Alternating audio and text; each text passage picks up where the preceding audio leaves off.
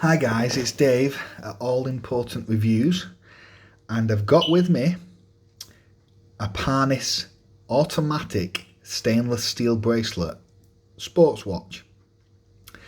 Obviously it is a homage to the Rolex Yachtmaster, which is a beautiful, obviously iconic but very expensive sports model that Rolex do.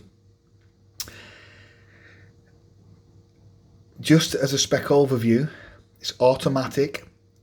I think it's got a Seiko movement in there.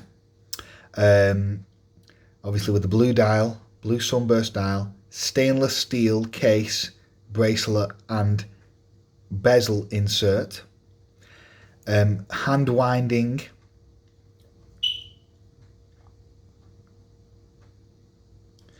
And it's got Parnis's unique clasp, which I will talk about later.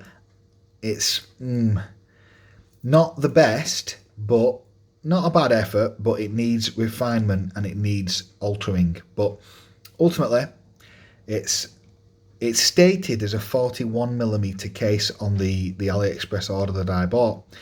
The size, if we just measure it,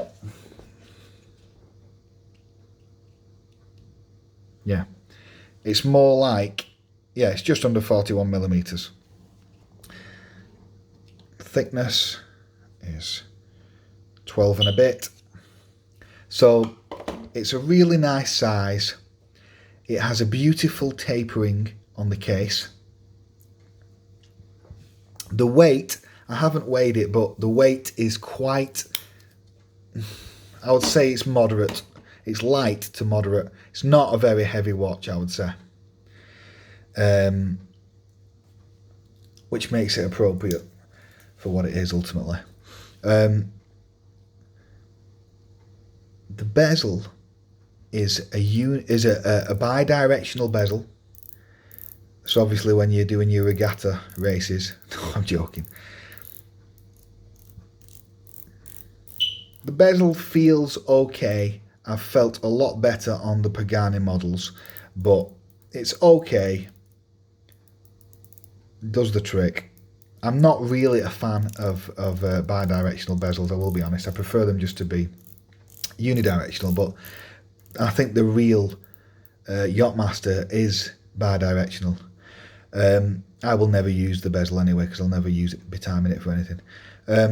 The dial is a beautiful sunburst blue, a dark kind of a navy sunburst. It is stunning, absolutely stunning, with a red seconds hands and fully loomed indices and loomed hands. It just says automatic, water resistant 21 joules. I don't actually know what the water resistance is on this watch because it doesn't state it on the specification of the supplier that supplied it to me off AliExpress. So I'm going to guess it's at best 30 meters. So I would not be swimming with this watch, unfortunately. So it probably won't be coming on holiday with me to Thailand, where I do actually test out the water resistance. And I've never had a G-Shock fail on me. And we'll find out if we're going to have any AliExpress watches fail on me when I can next go to Thailand, because unfortunately the borders are closed because of COVID. The sizing is really good. It's a great, in proportionate for my 7 and a bit inch wrists. It fits like a glove. I'm a big fan of 40mm, 41, 39mm watches. I think they're the right size for my type of wrist, even though I used to wear G-Shocks that were 45 up to 50mm. But obviously those watches have 200-meter water resist, mud resistance and extreme shock absorption and all that kind of thing. These watches do not have that. So, and of course, you know, these are a dressier kind of watch. They look better and they're for, you know, they're not for doing extreme sports or anything. The combination of the blue with the stainless steel works. It gives a fantastic contrast It just looks really sleek and modern. That's why you can actually get it with a grey dial as well, and that also looks stunning, but this has a higher contrast and I prefer the blue just a little bit. But at one point I may pick up the grey dial. The movement is, it is the Seiko movement. I think it's the NH35, but for some reason on this one it is noticeably louder than on other models that I have that movement. I don't know why that is, and I'm not actually convinced, and I'm not going to open it up because I'm not into that kind of thing, but it does make me wonder if it does have that movement, because it is quite loud. I don't know if you can hear it, but it's quite a loud movement. So that's just something to point out. The bracelet, now this is another interesting one. The bracelet is fantastic in terms of the end links are completely solid, the links are solid and beautifully comfy. The issue with this bracelet is the clasp. And there's two issues with this bracelet. One was that the joint here, I don't know if you can see this, the joint here at the back of the swing arms, this little edge, if you can see that, was unbelievably sharp. Here and here. They were unbelievably sharp, and I had to actually file them down. Now I filed them down for about 15 minutes and got them really smooth, and I've been wearing it now for like, a month or so. And I don't, it doesn't really bother me on the wrist now, because I've took off the sharpness that was there. That should be took off in the factory, and that's just crappy QC control or crappy design by Parnis. So they need to pick up on that, and they need to amend it. Bracelets should not have any sharp edges that would come into contact with the wrist, or it just aggravates the wrist. And I know other reviewers have said their models aggravate the wrist, and it's because of the back of that swing arm.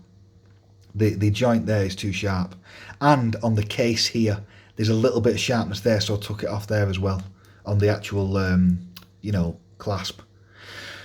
Now the other thing is that, so that's the first criticism of the clasp. The second criticism is the actual design of this clasp overall is quite poor, really. Even though it's machined, it's been milled, I believe, it's not a particularly good design. So that sounds like it's got a nice click with the push buttons, but sometimes, it's not happening right now, sometimes when you release those push buttons, when you press them in, it doesn't perfectly release, and it's a bit messy. So that's the second criticism. The third criticism of it is, and I don't really think this is a significant criticism, but the way it kind of goes into that clasp looks a bit funny. It's not a perfect, that's a tiny criticism really.